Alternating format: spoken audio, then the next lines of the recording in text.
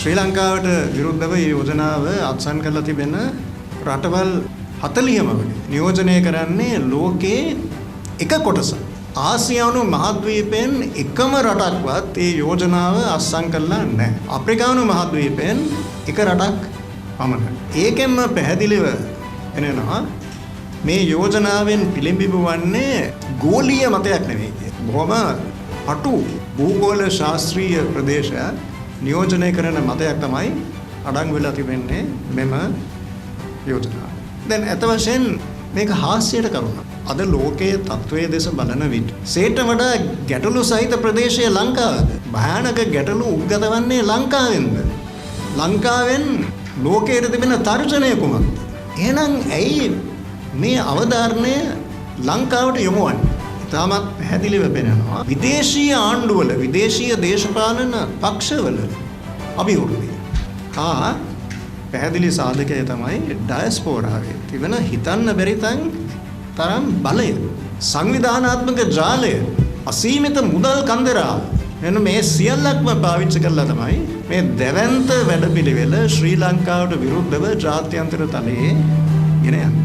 මේ වැඩපිළිවෙල කිසිසේත් අපේ රටේ හෝ අපේ ජනතාවගේ සුබ සිද්ධියට බලපාන දෙයක් නෙවෙයි. අනෙත් සාධකය තමයි වර්තමාන රජයට විරුද්ධව තිබෙන හැඟීම. විශාල විරෝධයක්. මේ රජයට කැමති නැහැ. මීට ඉස්සෙල්ලා තිබිච්ච රජයේ ආරක්ෂක පූර්ණ සහයෝගය දැක්වුවා. එක්සත් ජාතීන්ගේ සංවිධානයේ මූලික සිද්ධාන්තයක් වන්නේ සියලුම රටවල් එක සමානව සැලකීම. විශේෂයෙන්ම අපි කනස්සල් ප්‍රකාශ කරනවා ආණ්ඩුවක් හා රටක් හැටියට. ඒකේ සඳහන් වෙනවා කොමසාරිස්තුමියගේ කාර්යාලයට වගකීමක් පවරනවා. ශ්‍රී ලංකාවට විරුද්ධව සාක්ෂි එකතු කරන්න, ඒවා විශ්ලේෂණය කරන්න. ඒ සඳහා ඒගොල්ලෝ මුදල් වෙන් කරනවා. නිලධාරීන් පත් කරනවා. අපේ රටට කෙලින්ම විරුද්ධ වැඩපිළිවෙල නිර්මාණය කළා, ශක්තිමත් කළා ඉදිරියට ගෙන යාම සඳහා. ඒක කිසිසේත් මානව හිමිකම් කවුන්සිලයට බාර කරන්න පුළුවන් කර්තව්‍යයක් නෙවෙයි. අද ඒක කරන්නේ ශ්‍රී ලංකාවට විරුද්ධව, හෙට කාට විරුද්ධවද, කොයි රටට විරුද්ධවද කියන එක අවිනිශ්චිතයි. ඡන්දයේ ප්‍රතිඵලය මොකක් වුණත් අපි එක දෙයක් ඉතාමත් පැහැදිලිව ප්‍රකාශ කරන්න කැමතියි. මේ රටේ රණවිරුවන් අපි දිවිහිමියෙන් ආරක්ෂා කරනවා.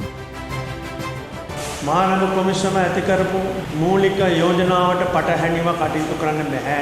ඒ අයට ඕනකම තිබුණත් රටක් තෝරගෙන රටට විරුද්ධ යෝජනා සම්මත කරන්න එක්සත් ජාතීන්ගේ ප්‍රඥාප්තියට පටහැනිව හෝ මානව කොමිසම ඇති කරපු විශේෂයෙන් එක රටකට එල්ලබලා ඉදිරිපත් කරන country specific resolutions ගේන්න බෑ. මූලික සිද්ධාන්තවලට ප්‍රතික්ෂේප කරමින් බ්‍රිතාන්‍යත්, ජර්මනියත්, මලාවිය රටත් එකතු කරගෙන තව රටවල් දෙකක් මොන්ටිනීග්‍රෝ, මැසිඩෝනියා එකතු කරගෙන කමිෂන් සභා සමාජිකයන් හැටියට ගෙනාපු යෝජනාවට මොහොතකට කලින් ජිනීවා නුවර මානව කොමිසමේ ඡන්ද විමසීමේදී බහුතරයක් ලබා ගන්න බැරි වුණා. මෙය ශ්‍රී ලංකාවට පමණක් නොව ලෝකයේ ආර්ථික අසාධාරණයට පත්වී තිබෙන උතුර විසින් දකුණ පාලනය කිරීමේ අසාධාරණ පිළිවෙත, එසේ නැත්නම් විජිතවාදී රටවල් විසින් නිදහස අමාරුවෙන් දිනාගත් රටවල් සියල්ල පාලනය කිරීමේ ලෝකයක් ගැන හිතන තත්වය ප්‍රතික්ෂේප කරන රටවල් වලට අලුත් මතයක් ඇති කර තිබෙන අවස්ථාව.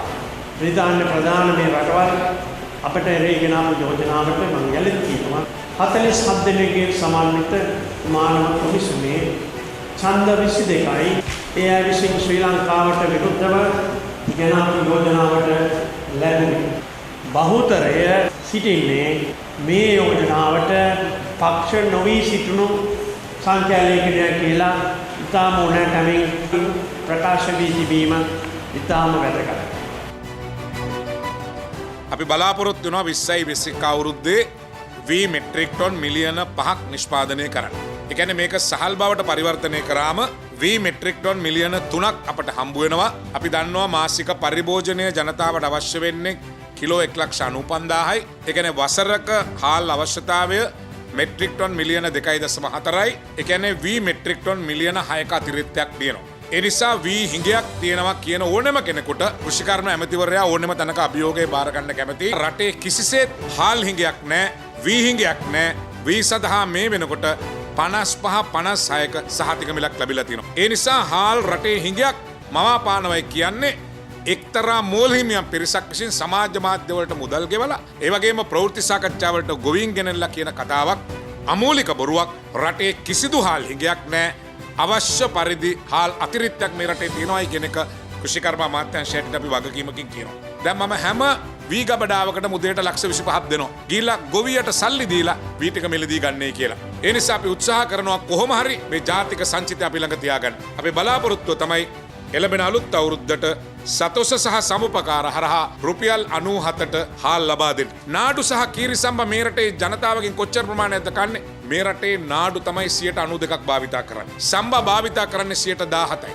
කීරිසම්බා බොහොම අඩු ප්‍රමාණයක්. ඒ නිසා ප්‍රධාන පෙළේ හෝටල්වල ඒ වගේම සුකෝපභෝගී ඊටාම මුදල් තියෙන කට්ටිය තමයි මේ කිරිසම්බා පාවිච්චි කරන්නේ. පළවෙනි වතාවට ආණ්ඩුව තීන්දුව කරා මේ මාෆියා එකට ගන්න.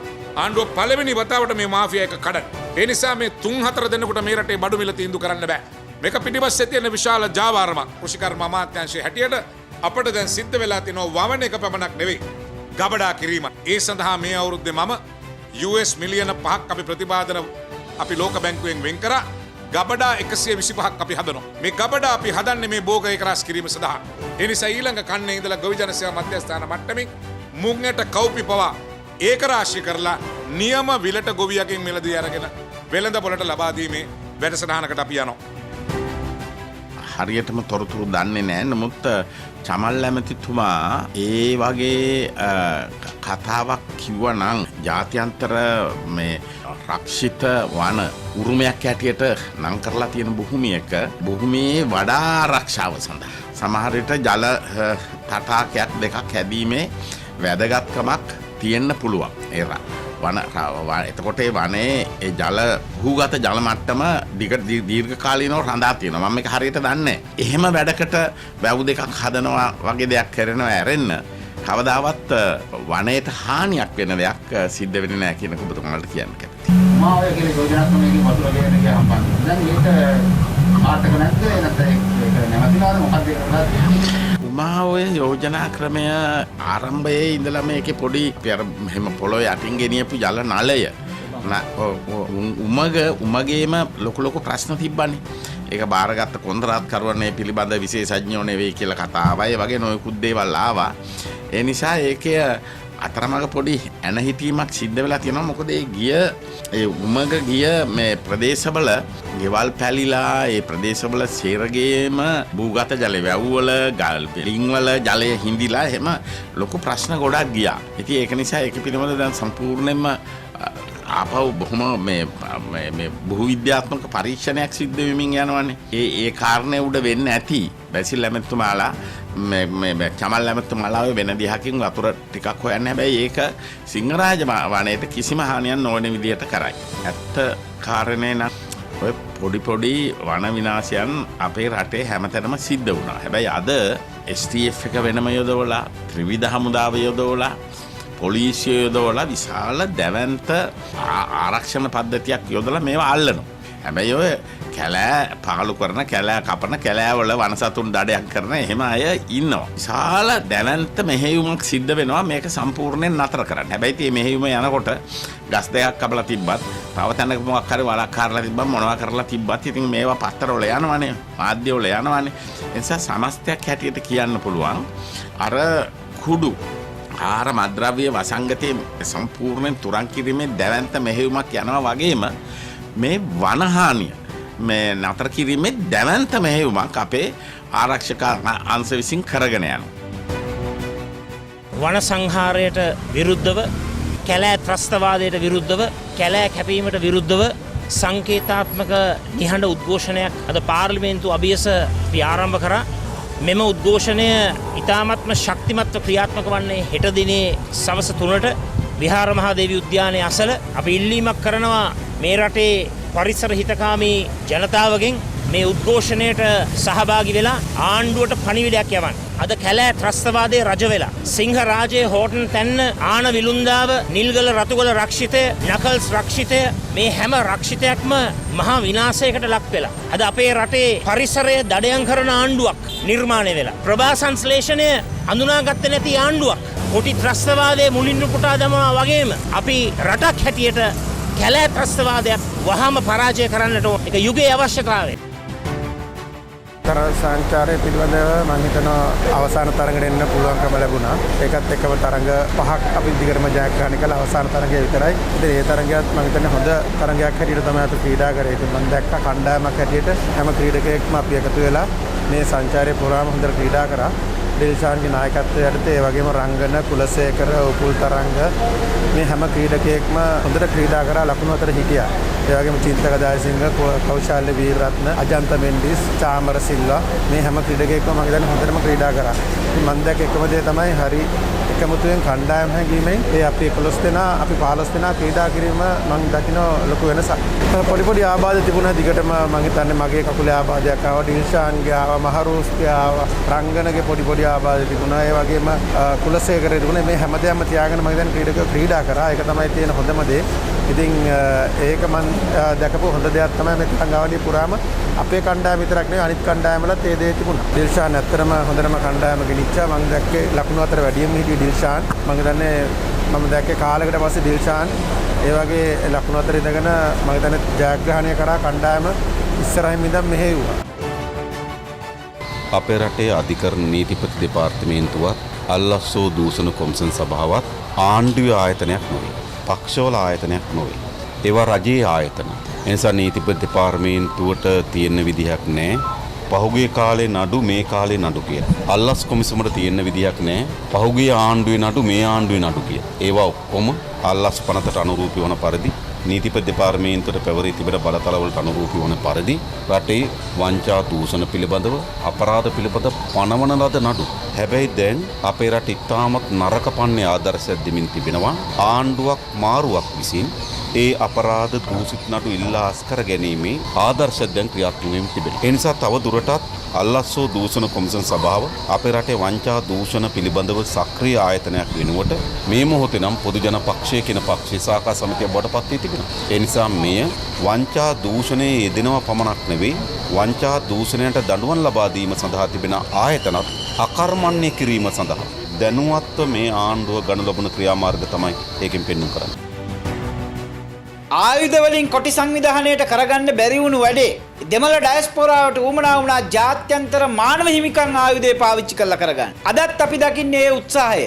එදා පොට්ටුවම්මාන්ලගේ මරාගෙන මැරෙන බෝම්බකාරයින්ට ප්‍රභාකරන්ගේ මරාගෙන මැරෙන බෝම්බකාරයින්ට කරන්න බැරි වුණු වැඩේ අද අපි දකිනවා බැචලේලාගේ මානව හිමිකම් උවමනාවන් මතේ මානව හිමිකම් බෝම්බ හෙලලා ඒ පාරෙන් ඊළම කපා ගන්න උත්සාහ කරනවා. ඒ නිසා අපි තා පැහැදිලිව අපි මේ යෝජනා ප්‍රතික්ෂේප කරනවා. ඒ වගේම ජාත්‍යන්තර වශයෙන් කීර්තියටපත් වූ Sir Desmond Silva, Sir Geoffrey Nice, Major General John Holmes වගේ විශේෂඥයින් මේ යුද අපරාධ චෝදනා බොරු චෝදනා කියන එක ජාත්‍යන්තර වශයෙන් ඔප්පු කරලා තිබෙනවා. මානව හිමිකම් සංවිධාන රාජ්‍ය නොවන සංවිධාන ශ්‍රී ලංකා රජය උගුලකට හසු කරන්න උත්සාහ කළා. ඒක තමයි මේ යෝජනාවට වෙනුවට ශ්‍රී ලංකා රජයේ ප්‍රතියෝජනාවක් ගෙනීමේ සැලැස්මක් යෝජනා කළා. හැබැයි අපේ රජයට කොන්දක් තිබුණා ඒ උගුල් වලට අහුවෙන්නේ නැතුව මේ යෝජනාවට එඩිතරව මුහුණ දෙන්න. අපිට ඊටාම කනගාටුයි හැමදාමත් අපි අසල්වැසියා කියන අපේ ලොකු අයියා කියන ඉන්දියාවේ හැසිරීම පිළිබඳව. ඉන්දියාව හැමදාම ශ්‍රී ලංකාවට වින කරන රටක්. හැමදාම ලංකාවට බාල්දි පෙරලන්න හදන රටක්. ලංකාවට එරෙහිව ක්‍රියාත්මක වන රටක්. ඒ හැම අවස්ථාවකම ඉන්දියාව 13 කියන මුවහමට තඩිබාමින් තමයි අපේ රටට විරුද්ධව කටයුතු කරන්නේ. ඉන්දියාවේ බලහත්කාරී වුමනාව මත තමයි කලාපීය සහයෝගීතාවය ගැනවත් නොසිතා නේපාලයට ක්‍රියාත්මක වෙන්න වෙන්නේ. ඒ නිසා මේකෙදි ශ්‍රී ලංකාවට විරුද්ධව ඡන්දය පාවිච්චි කිරීම සඳහා ඉන්දියානු මැදිහත් වීම බලපෑම පැහැදිලිව තිබුණායි කියන එක අපට පේනවා. මානව හිමිකම් දඬුවනුවෙන් අපිව හිර කරලා අපේ රටේ සම්පත් කොල්ල කණ්ඩ ඉන්දියාව උත්සාහ දරන පිළිකුල් සහගතව අපි උත්සාහය හෙලා දකිනවා. අපේ ආණ්ඩුවක් යටතේ අපි කිසිසේත්ම කුඹුරු මුරවන්න ඉඩ දෙන්නේ නැහැ. ඒ අවස්ථාවට අවසර දෙන්නේ නැහැ. අපි බැරිම නම් විකල්ප වගාවක් වගා කරන්න දෙනවා මිසක් ද බලන්න වංගත පැත්තේ බැලුවාම මහා කැලයක් දැන් අද මේ මහා වනාන්තරයේ මේ කුඹුරු ඔක්කොම කැලෑ වෙලා වැහිලා තිබුණා. මේ වනාන්තරය අද සම්පූර්ණයෙන්ම සුද්ධ කරලා අපි කුඹුරු බවට පත් කරනවා. මම දන්නේ ප්‍රවෘත්ති වලට පෙන්නයිද කියලා. කෘෂිකර්ම ඇමතිතුමා දුම්බේ මහා වනයක් එලි කරයි කියලා. මේ සමස්ත ලංකා ගොවිජන සේවා සම්මේලනයේ ඇවිල්ලා කොළඹ මම දැක්ක මාධ්‍ය හමුවක් ප්‍රවෘත්ති වල තියෙනවා. එතුමාලා කියනවා අපි තමයි ගමේ ඉන්නේ. අපි තමයි වවන්නේ. අපි දන්නවා කැලෑ කපනවද නැද්ද කියලා. කොළඹ ඉන්න නෝන්ලාට දන්නේ නැහැ. මේවා මේ පිටරට NGO වලින් සල්ලි එවලා මිනිස්සු සී ගන්නවලා උද්ඝෝෂණ හදලා නැති බිල්ලෝ මවන්න හදනවා. මේක තමයි 2015 කරේ. ඒ නිසා අපි ඔබට කියනවා අපි කෘෂිකාර්මික රටක්. නිකන් තියෙන හැම ඉඩමක්ම අපි වවනවා. ඒක අපේ වගකීම. අපි කැලෑ කපන්නේ නැහැ. අපි වවන එක කරන්නේ. මේ රටේ නිෂ්පාදනය කළ හැකි සියල්ල මේ රටේ වගා කරලා ඒ දැවැන්ත කෘෂිකාර්මික විප්ලවයට යන්න අපි ඉදිරි වසර 3 බලාපොරොත්තු වෙනවා මිත්‍රවරුනි. අපි මේ රටේ මේ කෑම ටික ගේන්න වසරකට බිලියන 250ක් විතර අපි වේදම් කරනවා. මේ ආනයනය කරපු සියල්ල ඉදිරි වසර 3 නවත්තලා අපේ රටේ නිෂ්පාදනය කිරීම තමයි අපේ බලාපොරොත්තුව මිත්‍රවරුනි. ශ්‍රී ජයවර්ධනපුර විශ්වවිද්‍යාල විසින් සිදු කරන ලද කෙවුලින් ආශ්‍රිත පර්යේෂණ තුලින් ලබාගත්තා වූ දැනුම ඔවුන් ඒ ආශ්‍රිතව නව නිපැයුම් 3ක් නිර්මාණය කළ නිෂ්පාදනය සොයා බැලීම් අත්දැක බැලීම් කරලා තියෙනවා. එකක් ගෘහස්ත ෆිල්ටරයක් හදන්නේ කොහොමද කියන එක පිළිබඳවත් සෞඛ්‍ය ආරක්ෂිතව, ඒ වගේම කර්මාන්ත සඳහා ෆිල්ටර් ක්‍රමයක් සාදන්නේ කොහොමද කියන එක පිළිබඳවත්, අනිත් එක මැටි වලින් සුවඳ විලවුන් සෑදන්නේ කොහොමද කියන එක පිළිබඳවත්, ධූපලාවන්‍යයට අවශ්‍ය කරන ආලේපන කෙවුලින් මගින් මැටි වලින් කොහොමද ගන්න කියන එක පිළිබඳවත් සොයා බැලීම් කරලා තිනවා. ලෝක බැංකුව ආධාරය යටතේ ඔවුන් පරීක්ෂණ සිදු කරලා තිබ්බා. අපි ශ්‍රී ජයවර්ධනපුර විශ්වවිද්‍යාලයත් එක්ක ඒ දැනුම අපේ කර්මාන්ත කරුවන්ට ලබා දෙන්නේ කෙසේද කියන එක පිළිබඳවත් අපි ඒ සඳහා ලබාගත්තා වූ විශ්වවිද්‍යාල සොයාගත්ත පරීක්ෂණ අපි අපේ විධාතා නිලධාරී ඔස්සේ ගමට ගෙනියලා අපි නව ව්‍යවසායකයන් පිරිසක් බී කිරීමේ කටයුත්තර සහ value added production අපි නිෂ්පාදනය කරන්න තමයි කටයුතු කරන්නේ. අද ආරම්භ කරපු ගමන අපේ රටේ ඉදිරි ප්‍රගමනයට විශාල ශක්තියක් වේවි කියන එක විශ්වාස කරනවා. කර්මාන්තකරුවන් 14000ක් බී කරන ඒ ඉලක්කයට අපිට ලොකු පිටුවහලක් වුණා. අපි ශ්‍රී ජයවර්ධනපුර විශ්වවිද්‍යාලයේ කුලපතිතුමා ඇතුළු සියලු ආචාර්ය මණ්ඩලයට අපේ ගෞරවය මේ අවස්ථාවේදී පුද කරනවා. අපිට ඇත්තටම සිංහරාජය අර කියන්නේ ආණ්ඩු කාලේ සරත් පොන්සේකයි පාත්‍යවරක් පෙරම එකතු වෙලා අර අලි දෙන්න උස්සගෙන දුවන්න හදපු වෙලාව අපි පැමිණිලි කරා. ඒ පැමිණිලි ප්‍රතිඵලයක් තමයි සිංහරාජය. එතකොට යුනෙස්කෝ එක නිවේදනයක් කරා සිංහරාජය ලෝකුරුමෙන් අයින් කරනවා මේ අලි දෙන්න අරන් ගියා. ඒ අනුව තමයි අලි දෙන්න රැකගන්නේ. ජාත්‍යන්තර මැදිහත් කරා. ඇත්තටම ජාත්‍යන්තර මැදිහත් වීම කාරුම නොකුවන් නරකයි කියලා හොඳයිනේ. ඒකනේ අලි දෙන්න ජීවත් වෙන්නේ. ඒ නිසා යුනෙස්කෝ එක හොඳයි නරක නෑ. අද අපිට වැඩ කරනකොට තේරෙනවා අපිට අද මේ පාර වැහලා මේ මාතෘකාකච්ඡාව තියලා යන්න පුළුවන් නම් තියෙන මානවික කම්බුදු නිසා.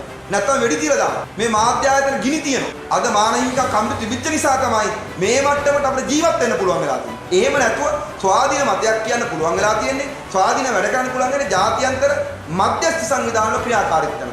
අපි මානව හිමිකම් කමිටුවේ සිද්ධ සියල්ලම අනුමත කරන්නේ නැහැ. යුද්ධ ව්‍යවස්ථාවේ සිද්ධ වෙච්ච සියල්ල අනුමත කරන්නේ නැහැ. අද හැබැයි මේ චෝදනා ඉදිරිපත් වෙන යුද්ධ ව්‍යවස්ථාවට වඩා ඊට පසුකාලීන දේශපාලන ක්‍රියාත්මක වීම. අන්න ඒව ගැන විපරම් කිරීම අසාධාරණ නැහැ කියන තැන අපි ඉන්නේ.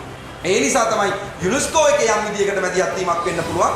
ලෝකුරුමේ සිංහරාජය අයින් කරන්න පුළුවන්. ලෝකේ සිංහරාජය අයින් කරොත් ලෝකුරුමේ රටට ඇත්විය කිරම ඊට වඩා අවදානම් තත්ත්වයක්පත් වෙන්න පුළුවන්. ඒ නිසා අපි මේ ව්‍යාපෘතිය පිළිබඳව මේ ව්‍යාපෘතිය කරන්නේ සිංහරාජයේ වටා තියෙන පරිවාර රක්ෂිතී යට වෙන ආකාරය ඒ පිළිබඳව යුනෙස්කෝට දැනුවත් කරන්න අපි සූදානම් වෙලා ඉන්නේ. ජනාධිපතිතුමා කියනවා මේ විදේශ රටවල කැලෑ විනාශ කරනව තමයි කියන පින්තූරයක් පෙන්නලා කියනවා. මොකද්ද මේ කතාව? ඇත්තට මේ කතාව අහන්න ඕනේ එතුමාගේ ජනාධිපති මාධ්‍යයක. ඒ මාධ්‍යයකින් තමයි ওই විදේශ රටවල රූප දාලා කැලෑ කපනවා කියලා ෆොටෝ එකක් දාලා බූස්ට් එකක් ගහලා යවනවා. පොර පේජ් වල. යව ගමන් අපේ දන්නේ නැති මිනිස්සු යා කරනවා. ඊට පස්සේ කියනවා ඒ කට්ටිය අනිත් පැත්තට අරන් කියන මේ ඇමසන් වනාන්තරය ගැන නැත්තම් මේ කොයි රටක වෙච්ච එකක් මේ ඩුබායි වෙච්ච එකක් ඔක්කොම මේ කාන්තාරයක් මේව කියලා පෙන්නලා මේ බොරුව මාධ්‍ය මේ පරිසරවේදීන් පෙන්නන්නේ මේව කියලා ඇත්ත යට කරන්න බොරුවක් ස්ථාපිත කරන්න හදනවා මේ ඇත්ත යථාර්ථය යට කරන්න. මොකද මේකට දිගින් දිගට මේ වනාන්තර පද්ධති විනාශ කරන එක අපි පෙන්නනකොට ඒක දරන්න බැරුව දැන් වෙන විදියකට ඒකට ප්‍රතිචාර දක්වන්න හදනවා. ওই විදියට නෙවෙයි ප්‍රතිචාර දක්වන්න ගෝඨාභය මහත්තයා දේශපාලන තේරෙන්නත් අපි කියලා දෙන්නා. එතුමා එන්න වනාන්තර පද්ධතියක් විනාශ කරන තැන. එතුමා ඇවිල්ලා ඔය විනාශ කරන මේ පුද්ගලයෝ වහම අත්අඩංගුවට නියෝග දෙන්න. නිලධාරීන්ට ඊට එරෙහිව කටයුතු කරන්න සිද්ධ කරන්න.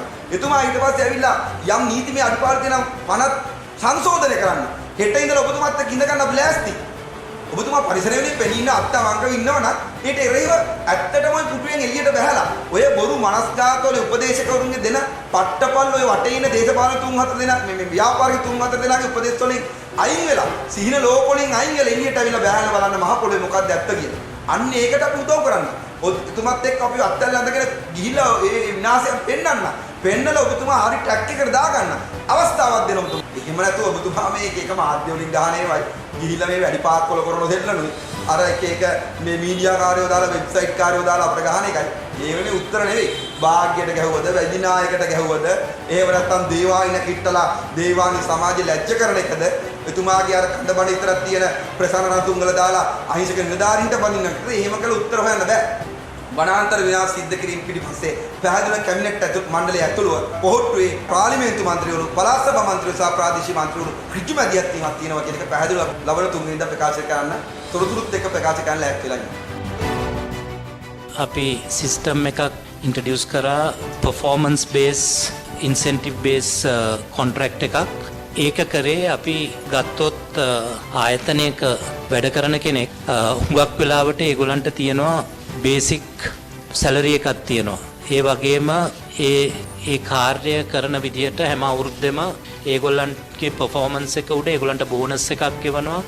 එක්කෝ ඒගොල්ලන්ගේ සේල්ස් වල නම්බර්ස් හැටියට කමිෂන් එකක් ගෙවනවා. ඉතින් ඒ වගේ තමයි මේ පාර කොන්ට්‍රැක්ට් එකත් අපි වර්ක් අවුට් කරලා තියෙන්නේ performance base incentive එකක් එන විදිහට. දැන් අපේ මීට ඉස්සෙල්ලා තිබුණ කොන්ට්‍රැක්ට් එකේ තිබුණ එක ක්ලෝස් එකක් තරඟ සමහර වෙලාවට පෙරදුනොත් ගෙවන ගානෙන් ගානක් අඩු වෙනවා කියලා. ඉතින් අපි කියන්නේ ඒ වගේ එකක් අපි සහතික කරන්න අමාරුයි. මොකද එක දෙයක් තියෙන්නේ කවදක්වත් ටීම් එකක් එළියට යන්නේ නැහැ මැච් එකක් පරදින්න බලාගෙන. එනමුත් අපි කියන්නේ ඒගොල්ලන් හොඳට කරොත් රෑන්කින් 1 ඉඳන් 8ට තියෙනවා. මේ පළවෙනි රෑන්ක් ටීම් එක පරාජය කරොත් ඒගොල්ලන්ගේ බෝනස් එක වැඩි.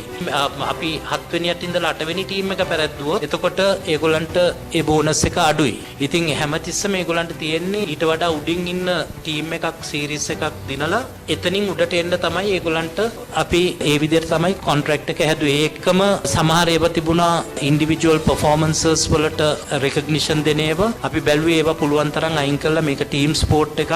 ඒවා ඔක්කොම ටීම් එකක් හැටියට ක්‍රීඩා කළා මේ ජයග්‍රහණයක් අත් කරන වෙලාවට තමයි අපි කන්සිඩර් කරන්නේ හුඟක් වෙලාවට ඒ ඉන්සෙන්ටිව් ස්කීම්ස්. ඉතින් ඒ වගේ අපි හුඟක් දේවල් බැලුවා. ඒකම කෝඩ් ඔෆ් කන්ඩක්ට් එකක් අලුතෙන් ඉන්ට්‍රොඩියුස් කරන්න ඒ පැත්තත් බැලුවා. මම හිතන්නේ ක්‍රිකට් බෝඩ් එකෙනුත් හුඟක් දේවල් කරලා තිබුණා ඒ පැත්තෙන් මේ පාර කොන්ට්‍රැක්ට් එකට. අපි ඒවට තව අලුත් ඒවා වගේ ක්ලෝසස් වගේ එකක් ඉන්ට්‍රොඩියුස් කරලා අපි ෆයිනලයිස් කරන්න මම හිතන්නේ ඊයේ තමයි ඒක අන්තිමට ෆයිනලයිස් වුණේ. දැන් වතුකම්කරු පඩිය ගැන මේ වෙලාවේ කතා කරනවා නම් මං හිතන්නේ වතු සමාගම් සහ පුද්ගලික තේ කර්මහත්තාලා සිමියන් පොඩි තේ වතු තියෙන අනිත් හැම කට්ටියම සහනයක් ඉල්ලලා තියෙනවා. මං ඒක දැන් උසාවියේ ගැන කටයුතු වෙමින් පවතින හින්දා මං ඒ ගැන වැඩි කතා කරන්න කැමති නැහැ. සර් මේ දැන් නඩු වෙනකොට කොහොමද සර් වතුවලක පිළිසිට කොහොමද සර් පඩි දෙන්නේ? දැන් නම් කිසි ප්‍රශ්නයක් නැහැ. දැනට ගැසට් කරලා තියෙනවා පඩියක්. අනිවාර්යයෙන්ම මේක අපි ගෙවනවා. මේ නඩුවේ මොන හරි සහනයක් ලැබුණොත් අපි ඒක ඒ අවස්ථාවේ බලමු. දැන් අපි 2019 ඉඳන්ම රුපියල් 1000 ගෙවන ක්‍රමවේදයක් කිව්වා. දැන් මේ ප්‍රශ්න වෙලා තියෙන්නේ ගෙවන ක්‍රමවේදය. රුපියල් 1000 එක නෙමෙයි. ඉතින් අපි දුන්න ක්‍රමවේදයට යුනියන්ස් කැමති වුණේ නැති හින්දා ඒගොල්ලෝ කිව්වා වේජස් බෝඩ් එකට යන්න ඕනේ කියලා. ඉතින් ඒක හින්දා අපිට මේ සාමූහික නිවසෙන් ගෙවත් වෙන්න සිදු වුණා. ක්‍රමවේදය තමයි ප්‍රශ්න තියෙන්නේ. මං හිතන්නේ මේ අපි දුන්න ක්‍රමවේදය මේ වතු කම්කරුවන්ටත් මේ වතු කර්මාන්තයත් දිගටම පවත්වාගෙන යන්න පුළුවන් ක්‍රමවේදයක්.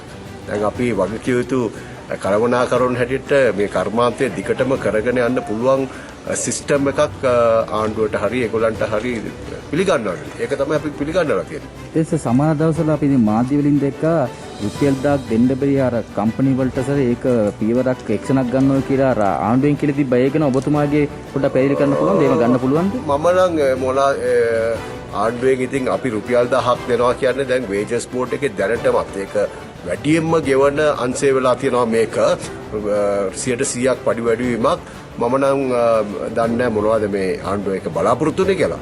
ඉතින් අපි ආණ්ඩුවේ වේජස් බෝඩ් කියන්නේ නීතියානුකූල මණ්ඩලයක්. ඒකින් තීරණය කරගෙන අපි ගෙවනවා. ඒකේ ප්‍රශ්නයක් නැහැ. ඔබතුමා කැලෙක්ටිව් ඇග්‍රීමන්ට් එකේ අයිනුනට පස්සේ වතු කම්බුලට ඉදිරියට තියෙන අර පාසුකම්බ ලැබෙනවද පොඩ්ඩයි ගැන පොඩ්ඩක් නෑ දැන් සාමාන්‍යයෙන් මේ වතු කර්මාන්තය කරන්න අවශ්‍ය කටයුතු අපි කරගෙන යනවා. අපිට ඒක හොඳ අවබෝධයක් තියෙනවා. ඒ වතු කම්කරුවන්, වතු ස්ටාෆ් එක, වතු කළමනාකරුවන් ඔක්කොම එක්කවල මේ කර්මාන්තය කරගෙන යන්න ඕනේ. ඒ අවස්ථාව හැටියට දැන් කරගෙන යන විදිහට අපි කරගෙන යනවා. ඒක මෙදලා තියෙන ඒවා දැන් අපි ගිවිස්මෙන් අවුත් වෙනදා නීතියානුකූල බැඳීමක් නැහැ කියන එක තමයි අපි කියන්නේ. ආපහු ඉදිරියට කැලෙක්ටිව් ඇග්‍රීමන්ට් ඔබතුමා එකතු වෙනවද නැත්නම් නෑ ඉතින් ට්‍රේඩ් යුනියන්ස් ටික කලෙක්ටිව් ඇග්‍රීමන්ට් එකකට නැවතත් එන්න ඕනේ කිව්වොත් මේ වේජස් බෝඩ් එකේ ඉවත් කළා අපිට ඒකේ විරුද්ධත්වයක් නෑ. ඒකේ අපේ ප්ලාන්ටර්ස් ඇසෝසියේෂන් එකේ සරි ඒකට සම්බන්ධ අය තීරණයක් ගනි. මට තනි තීරණයක් ඒ ගැන කියන්න බෑ.